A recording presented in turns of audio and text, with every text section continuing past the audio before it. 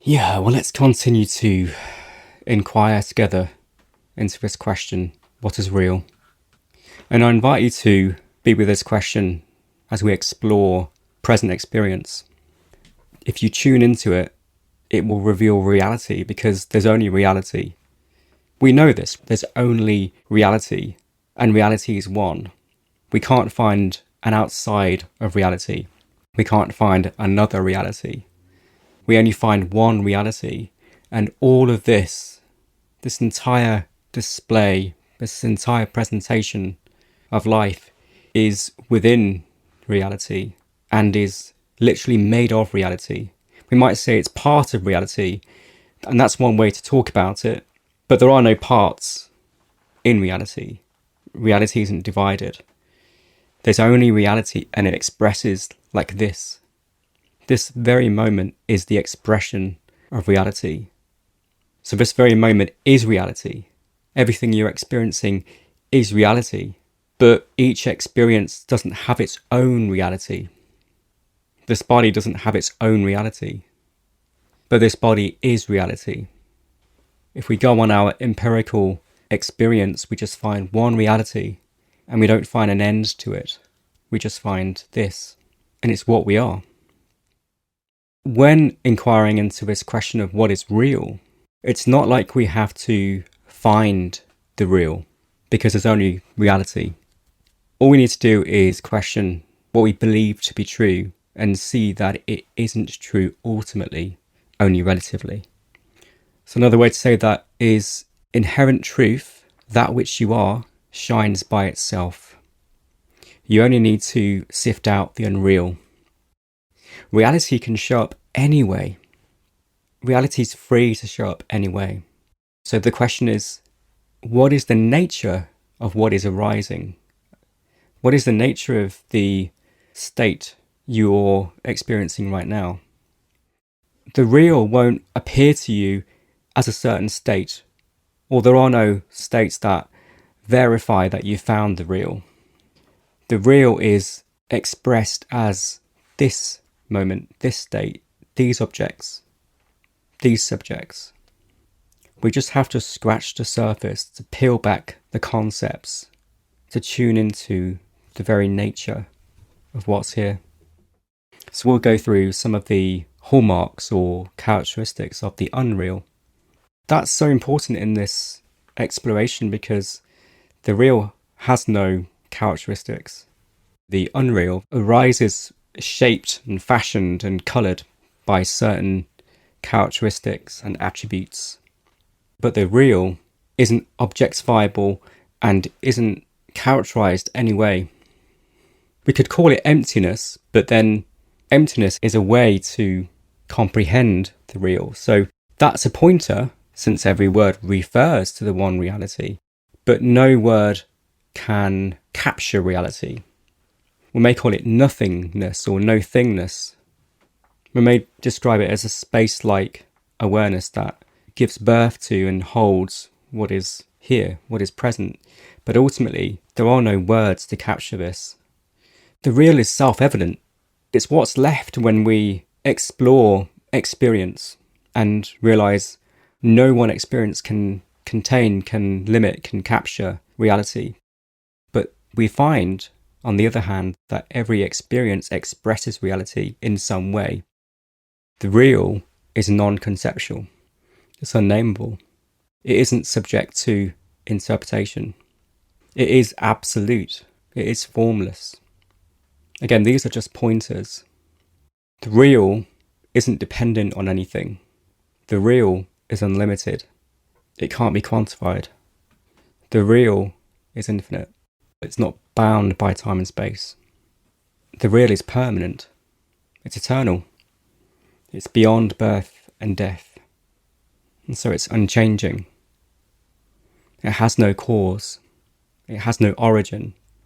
We could say that it is the origin of all things, and that all things are not separate from their origin. So it's free of dichotomies and dualistic opposites, because it's non-dual. It has no opposite. I'm talking about you. I'm not talking about some special spiritual place.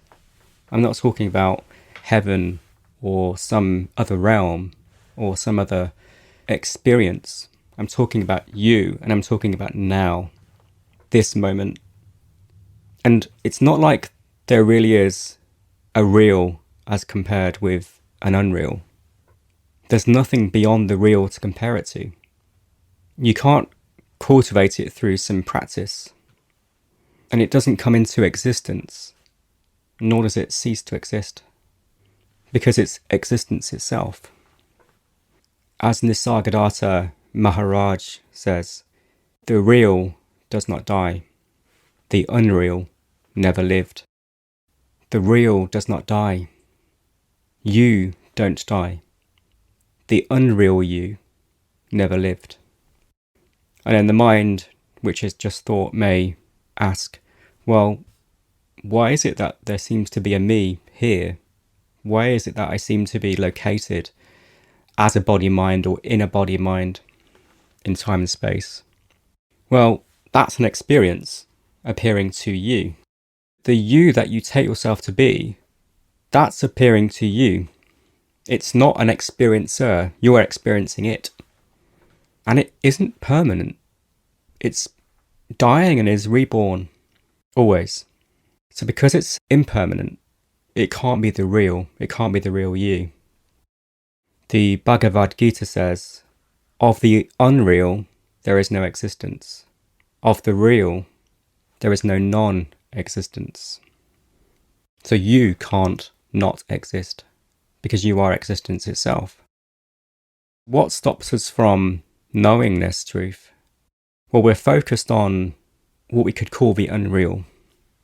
We're focused on experience rather than the infinite capacity in which experience is known.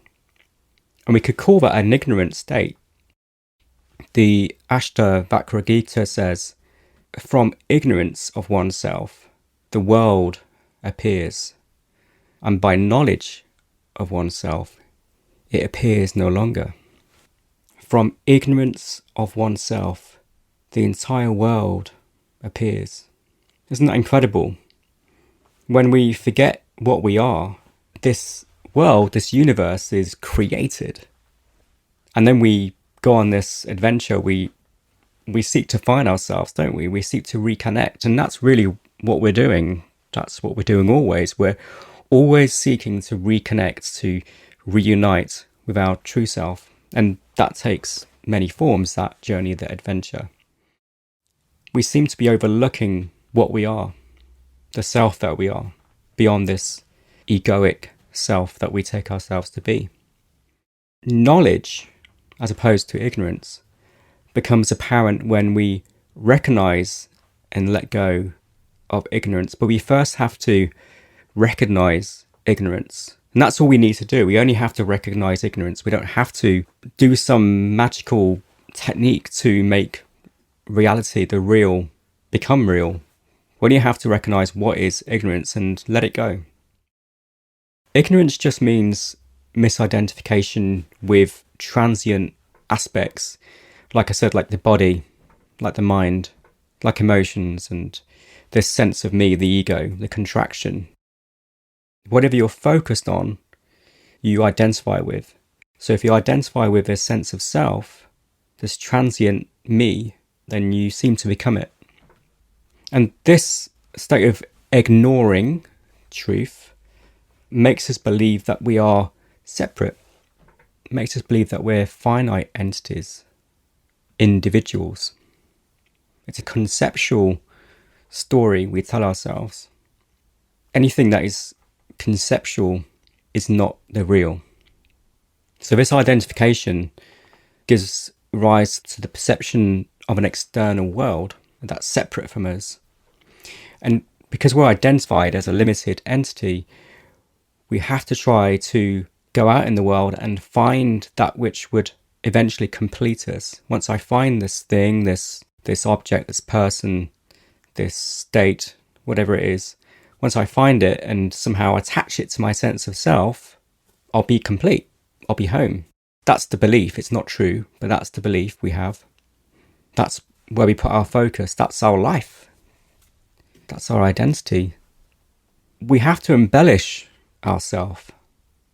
And really, there is no separate self. It has to be built up and manufactured. Now I know what I am or who I am because I've become something. Why do we do that? Why do we always have to become? Because we are overlooking the being in the becoming. We're overlooking the being at the heart of what we are. Explore what's here. We only have to explore what's here. What's here will reveal truth if we stay close to it. Sights and sounds and smells and tastes, sensations, thoughts, emotions, objects, a sense of me, whatever is here to be explored. Can what you're experiencing be named? Can it be categorized and defined? Spontaneously, these names, these categories and definitions just arise. Whatever it is that you're exploring, notice how the mind comes up with these labels. Prior to the labels, there's just what is. There's just what is, the rawness of experience, the indefinable isness of actuality. Then suddenly there's a label, and anything that is identifiable this way is unreal. So what's here, what's showing up right now in experience? Is what you're experiencing a construct formed by the mind, made of thoughts, ideas and beliefs, rather than direct experiential knowingness itself? There is this unfolding of experience.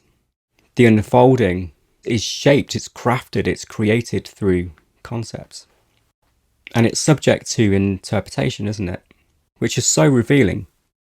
So there is no final interpretation. There is no absolute interpretation. The unreal can be seen differently from various perspectives. So it's not absolute. Like a sunset can be seen as an end, or it can be seen as a beginning, depending on one's interpretation. The unreal is dependent on something else for its definition or apparent existence. The relative world is the world of names, forms, and phenomena. So all that is illusory exists in relation to other things. But what you are has no opposite. Truth has no opposite. Like you are life, and death isn't the opposite of life. Death is an experience, one of infinite experiences, it seems, that you can have as life, but you have no opposite. The ultimate reality, which is just this reality, is self-existent and doesn't rely on any other entity, any other concept for its existence. See that there's a play of impermanent experience. That's another hallmark of the unreal. All phenomena in the realm of duality are transient, aren't they? Thoughts come and go. These words are coming and going. They arise. They seem to exist for some time and then they dissolve. So anything that has a beginning and an end that doesn't continue eternally is unreal. But what is it that does continue eternally? That you could say is eternity itself. It's the real. It's the real, it's you. It's home. So notice this miraculous flow of experience unfolding within the unchanging openness of self. And notice that they're not separate. You can't separate awareness from that which seems to arise in awareness. There's no distance. Ultimately, there's no difference. And what seems to arise is constantly undergoing change, isn't it? But what is it that doesn't change, that never undergoes any modification or transformation? And what's unfolding, even if it seems stable, even if it seems permanent, you will find that it is changing at some level or in some way. Yet the real remains constant, consistent. It's immutable. And it doesn't depend on anything. It isn't based on any conditions, unlike what we could call the unreal. So if you focus on something, if you explore something, notice that it's arising based on a set of conditions, isn't it? And when those conditions cease, the thing ceases, or the thing changes. Therefore, the unreal is that which exists dependent on something else. If it needs something else to exist, how can it be ultimate? How can it be absolute? The ocean can exist without the wave, but the wave can't exist without the ocean. So a wave is not independent of the ocean. The ocean just is. And that's to say that reality, the real, just is. It depends on nothing. It depends on no conditions. It's unconditional. Life is not interdependent even, but the phenomena that streams through consciousness is. Everything in experience is governed by the law of cause and effect. Causality isn't absolute. It's a story within the absolute. So all that is unreal seems to have a cause and seems to produce an effect. But the real doesn't have a cause or an origin. It is the ultimate cause, the ultimate origin. It has no opposite. Notice the play of opposites. Notice the apparent dichotomies with which we're all familiar. Hot and cold, up, down, left, right. So these pairs are kind of opposing one another, but also creating one another, which is astonishing to see. It's so magical, it's so miraculous how this reality gives birth to itself this way. And the unreal is limited. The sense of me is limited. And if we identify with that sense of self, then we're going to feel limited. We're going to feel separate. Spend a few moments feeling that sense of me. Let it be here. It is here. Don't fight it. Don't try to change it. So this sense of me, maybe it seems to have a location and a border around it. So it's limited. It has certain parameters. And these parameters bind it, or bind you if you take yourself to be it. Because it's limited. And whatever is limited is unreal. So this is not the real you. And also, like I said earlier, it appears in consciousness. Consciousness does not appear in it. The me is not conscious. It's given birth by consciousness and is held by consciousness. The unreal is finite. These words have a definitive start and they have an end. Each word lasts for some time and then fades.